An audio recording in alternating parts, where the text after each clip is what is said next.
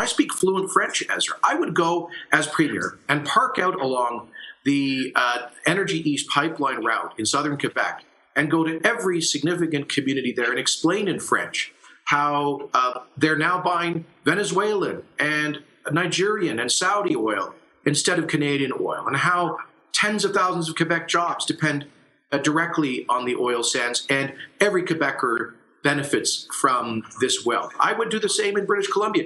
Our premier, and we have I think the energy minister was campaigning for the NDP federally in British Columbia, but hasn't spent a single day there explaining the importance of market access for Canadian oil and gas. So we have to radically improve our advocacy efforts. And secondly, Ezra, I think we need to totally change the frame of reference away from this ridiculous notion of social license that's being articulated by the Alberta NDP and Justin Trudeau.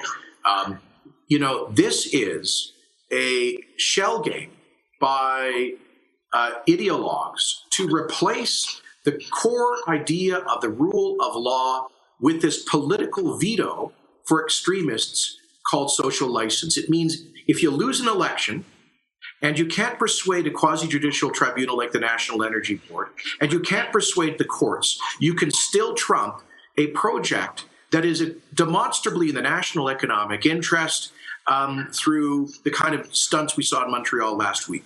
We need political leaders to say that this country is built on the rule of predictable laws that are fairly and impartially applied by quasi-judicial and judicial bodies, by elected ministers, and not by self-styled activists who want to veto our country's economy.